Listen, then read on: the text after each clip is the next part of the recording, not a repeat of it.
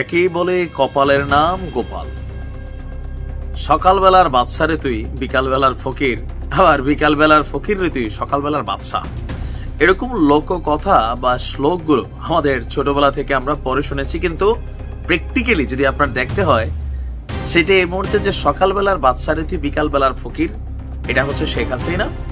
আর সকালবেলার ফকির রে তুই বিকালবেলার বাদশা, পরবর্তী সময় মহারাজা, এরপরে কিংডম অফ কিংডম, এই জিনিসগুলা ডক্টর মোহাম্মদ ইউনূসের সাথে যায়। একেই বলে চাঁদ কপাল।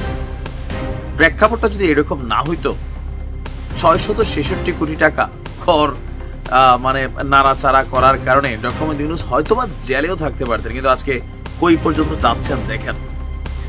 একদিকে ক্ষমতার মেয়াদটা আরেকটু বাড়ছে, পিনাকিদা সহ যারা একটা সাপোর্টিং শ্রেণী, তারা ডক্টর মোহাম্মদ ইউনূসকে জনগণের কাছে গ্রহণযোগ্য করানোর জন্য নির্বাচন হোক, নির্বাচন ছাড়া হোক, সামহাও এটার দীর্ঘতা বা ওনার মেয়াদের যেই স্থায়িত্ব সেটাকে আরো বড় করার জন্য নানানভাবে চেষ্টা করছেন। এর মাঝখানে আরো বেশ কিছু সুসংবাদ আসছে।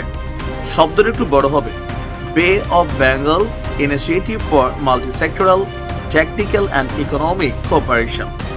সংক্ষেপে শব্দটার সাথে আপনি পরিচিত, শব্দটার নাম হচ্ছে বিমস্টেক।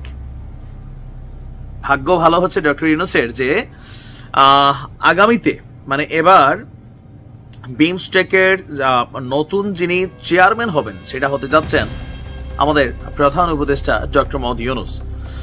গতকালকে রাজধানীর বেইলি রোডের ফরেন সার্ভিস একাডেমিতে এক প্রেস বিজ্ঞপ্তিতে এই তথ্য জানিয়েছেন বিশেষ দূত ডক্টর খলিলুর রহমান। তিনি বলছেন যে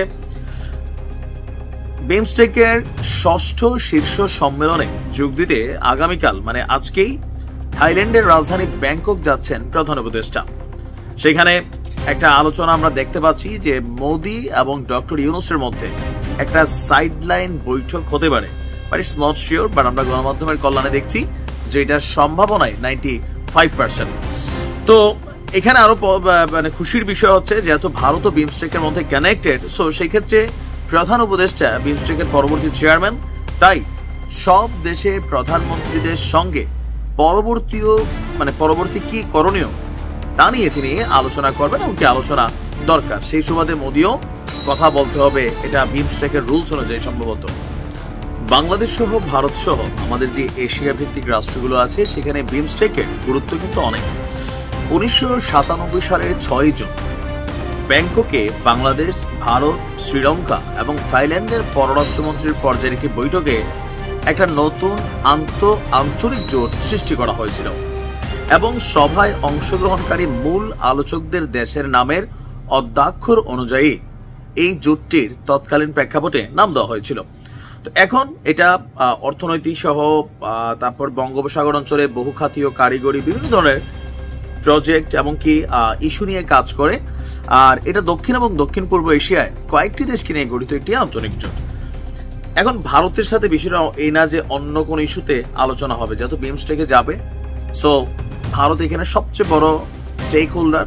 স্বাভাবিকভাবে ডক্টর মোহাম্মদ ইউনূস এটা চেয়ারম্যান হতে যাচ্ছেন, সো এই ক্ষেত্রে কিন্তু তাদের মধ্যে কথাবার্তা হবে। আবার ইতিমধ্যে আমাদের ডক্টর মোহাম্মদ ইউনূসকে ঈদের শুভেচ্ছা পাঠিয়েছে ভারত। তো কেউ কেউ বলছেন যে বরফ গলতে শুরু করেছে, কেউ আবার এটা পছন্দ করছেন, কেউ অপছন্দ করছেন। তো সবকিছু মিলিয়ে মেয়াদও বাড়তে পারে। তারপর হচ্ছে এই যে একটা পদ, হ্যাঁ, এটা তিনি কল্পনাও করেন নাই, সেখানেও তিনি বসলেন, মানে নানান ধরনের জিনিস ঝুলির মধ্যে একে